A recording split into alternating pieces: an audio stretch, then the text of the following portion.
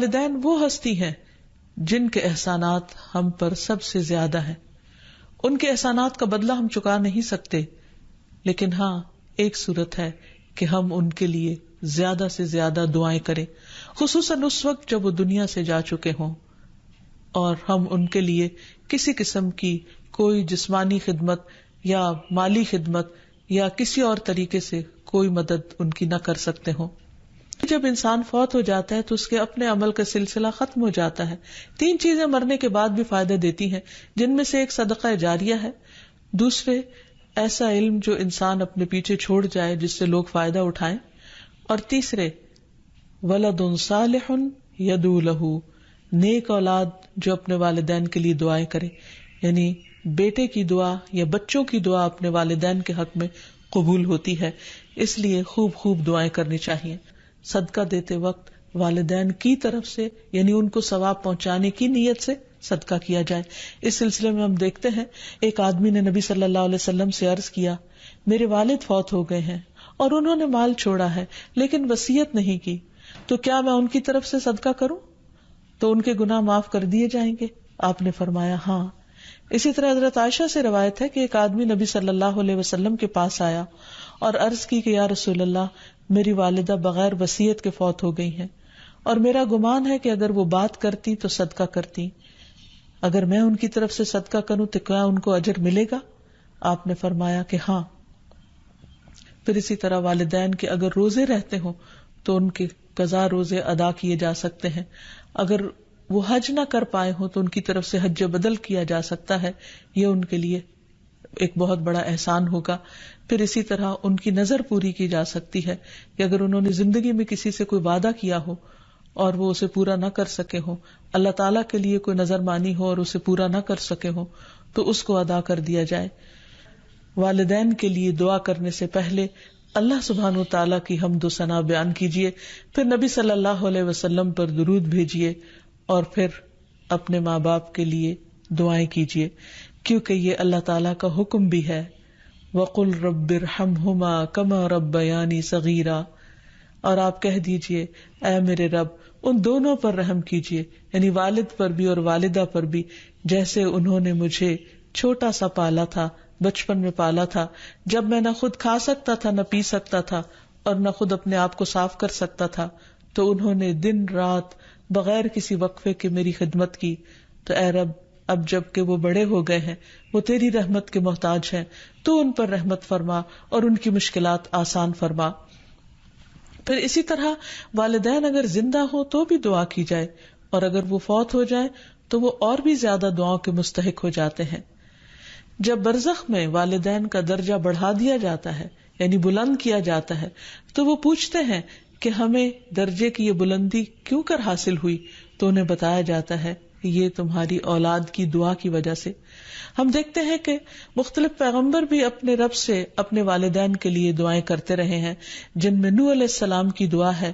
وہ کہتے ہیں رب اغفر لی ولوالدی ولمن دخل بیتی مؤمنا وللمؤمنین والمؤمنات، اے میرے پروردگار مجھے بخش دے اور میرے والدین کو بخش دے اور ہر اس شخص کو جو میرے گھر میں مومن کی حیثیت سے داخل ہوا ہو ان سب کو بھی بخش دے. اسی طرح ابراہیم علیہ السلام کی دعا ہے ربنا اغفر لی ولوالدی وللمؤمنین یوم یقوم الحساب، اے ہمارے پروردگار مجھے، میرے والدین اور تمام مومنوں کو اس دن معاف کر دینا جس دن حساب لیا جائے گا. پھر اسی طرح ہم دیکھتے ہیں کہ صحابہ کرام اپنے والدین کے لیے دعائیں کیا کرتے تھے، جن میں خاص طور پر حضرت ابو ہریرہ کا ذکر ملتا ہے کہ وہ ایمان لے آئے تھے لیکن ان کی والدہ مشرکہ تھی اور وہ نبی صلی اللہ علیہ وسلم کے بارے میں ایسے کلمات کہہ دیتی جس سے ان کو بہت تکلیف ہوتی. تو ایک مرتبہ اسی طرح کے کچھ کلمات سن کر وہ روتے ہوئے نبی صلی اللہ علیہ وسلم کے پاس آئے، کہنے لگے کہ یا رسول اللہ صلی اللہ علیہ وسلم آپ میری والدہ کی ہدایت کی دعا کیجیے. بہرحال آپ صلی اللہ علیہ وسلم نے ہاتھ اٹھا دیے، ان کے لیے دعا کی، اور جب حضرت ابو ہریرہ واپس گھر پہنچے تو ان کی والدہ اسلام قبول کر چکی تھی. حقیقت یہ ہے کہ والدین کے لیے خود بھی دعا کرنی چاہیے اور دوسروں سے بھی دعا کی درخواست کرنی چاہیے. حقیقت یہ ہے کہ ہم پر انسانوں میں سے سب سے بڑا احسان ہمارے والدین کا ہے. اللہ سبحانہ تعالیٰ نے اپنے حق کے بعد سب سے بڑا حق ہمیں والدین ہی کا بتایا ہے. والدین میں سے بھی خاص طور پر ماں کا حق ادا کرنا اور بھی زیادہ ضروری ہے، کیونکہ باپ کے مقابلے میں بچے کی پیدائش، تعلیم اور تربیت میں ماں کا حصہ اور ہاتھ زیادہ ہوتا ہے، وہ تکلیفیں بھی زیادہ اٹھاتی ہے. اور والدین کا حق ادا نہ کرنا کبیرہ گناہوں میں شمار ہوتا ہے، اور کبیرہ گناہ وہ ہیں کہ جن پر اگر انسان توبہ کیے بغیر مر گیا تو قیامت کے دن سخت پکڑ ہوگی. اور اسی طرح والدین کو رلانا بھی کبیرہ گناہ ہے، ان کو گالی دینا کبیرہ گناہ ہے. پھر اسی طرح والدین تو وہ ہستی ہیں کہ جن کے لیے دعاؤں کے ساتھ ساتھ ان کی طرف سے صدقہ خیرات کرنا بھی خصوصاً ان کے زندگی کے بعد بہت فائدہ مند ہے. انسان کو اگر زندگی میں کچھ مشکل پیش آئے، اپنے بچوں کی طرف سے کوئی پریشانی ہو، یا اپنی صحت کی طرف سے، یا کاروبار اور روزگار میں اگر کوئی پریشانی ہو، تو اس وقت انسان کو اپنے والدین کے ساتھ حسن سلوک کرنا چاہیے. یہ ان نیکیوں میں سے ہے جس کی وجہ سے انسان کی مشکل بہت جلد حل ہو جاتی ہے. تو خلاصہ یہ ہے کہ انسان اپنے والدین کے ساتھ جو احسان کر سکتا ہے، اس میں جب وہ زندہ ہوں تو ان کا دل خوش کرے، ان کی خدمت کرے، ان پر اپنا مال خرچ کرے، ان کی اطاعت اور فرما برداری کرے، خواہ وہ اللہ کے فرما بردار ہوں یا نہ ہوں، ان کے ساتھ حسن سلوک کرتا رہے. جب وہ فوت ہو جائے تو ان کی طرف سے صدقہ خیرات کرے، والدین کے دوستوں کے ساتھ حسن سلوک کرے، اور اس کے ساتھ ساتھ ان کے لیے خوب خوب دعائیں کرے.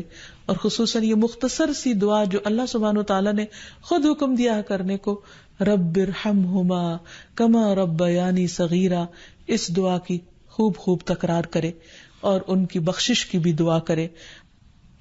اور آخر میں ہم سب دعا کرتے ہیں اپنے والدین کے لیے کہ اللہ تعالیٰ ان پر اپنی رحمتیں فرمائے اور ان کو اپنا پسندیدہ بنا لے، اور اگر وہ دنیا سے جا چکے ہیں تو انہیں جنت میں اعلیٰ مقامات عطا فرمائے. وآخر دعوانا ان الحمد للہ رب العالمین. السلام علیکم ورحمۃ اللہ وبرکاتہ.